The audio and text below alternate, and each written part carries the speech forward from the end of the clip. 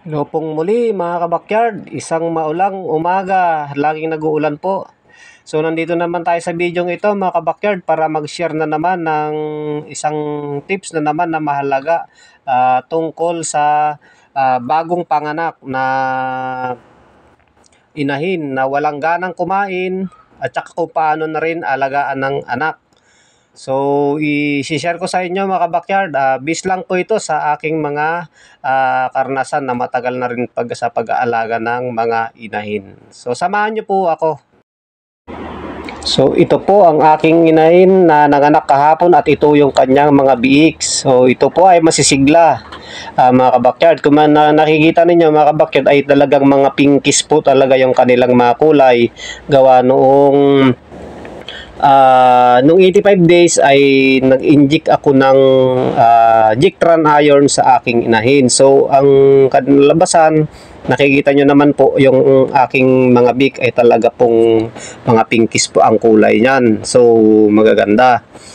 So ito po ay isang tips lang mga kabakyard, pa tips lang na magbibila ako ng tips kasi mayroon tayong kabakyard na nagtatanong sa akin bakit daw yung kanyang inahin na 2 days na raw siya nanganak yung kanyang inahin at walang gana po kumain yung kanyang inahin. So itong inahin ko po, nagpapahinga lang po talaga ito pero kumain po ito na marami. Ang tubig po ang kinain nito at saka ay tubig po ang maraming tubig ang ininom niya at saka marami pong fish ang pinakain ko kasi mga milk maker po kasi Pigrolac po ang aking ginagamit. Fish lang po kasi mga kabakyard sa karanasan ko. Kapag po kasi nanganak ang ating mga inahin, di ba mahina po yan, talagang ano. Pero babangon at babangon po yan, kakain at kakain po yan. Wala pa po ako nadanasan na hindi kumain talaga mga kabakyard.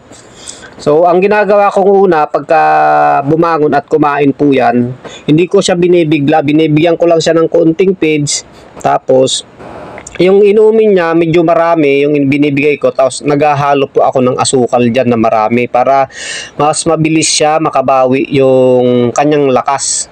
So yun po ang aking matagal nang ginagawa. So napaka-effective po yan pagka bagong panganak ang inahin.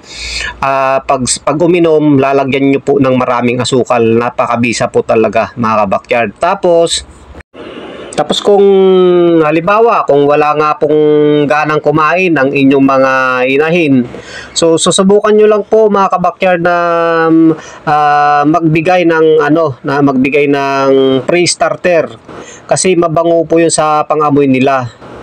So yun po ang aking advice din sa iba, pero nasusubukan din naman, okay naman daw. Pero sa akin po kasi hindi ko pa danas yan. Bali ang binibigay ko talaga konting feeds muna kasi kapag kakain siya, basta lalagyan ko ng asukal tsaka yung konting feeds, pero marami po yung tubig. Pag humigop po yun, diretso po yun. Kung hindi naman niya kakainin yung marami ay yung feeds na konti, at least alam mo na kung hindi siya kakain. At least kung halimbawa kung binigyan nyo ng maraming feeds at hindi niya kinain, hindi siyempre sayang naman po yung feeds na ibibigay mo.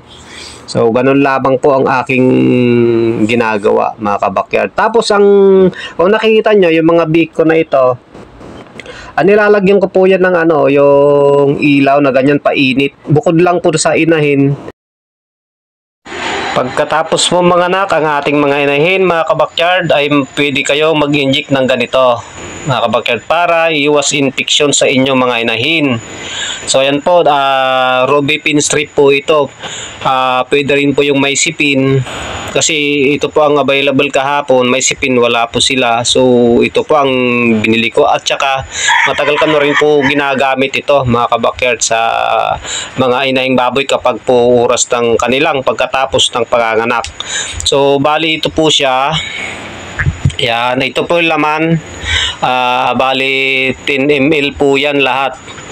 Yan, pag-haluin lang po ito yung pinaka-tubig niya, tsaka ito yung pulbos. Pag-haluin lang po, kukunin lang po yung yung tubig, ihalo dito, tapos pag i-inject sa baboy na kukunin lang po. Bali 10 ml po yan mga kabakyard. Bali iuubos po yan lahat sa isang inahin pagkatapos po manganak.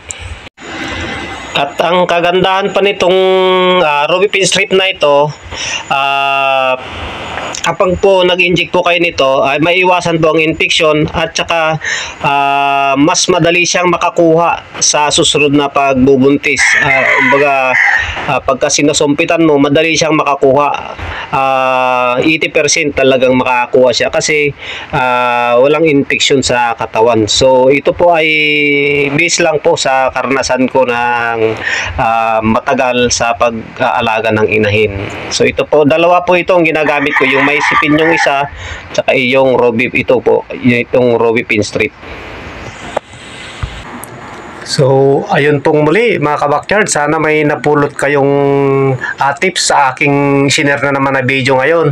At kung nagustuhan niyo yung video na ito mga kabakyard, wag nyo rin po kalimutan paki-like, subscribe, and pakihit na lang din po yung notification bell para ma-notify kayo sa aking susunod na i-upload na mga tips tungkol din dito sa pagbababuyan.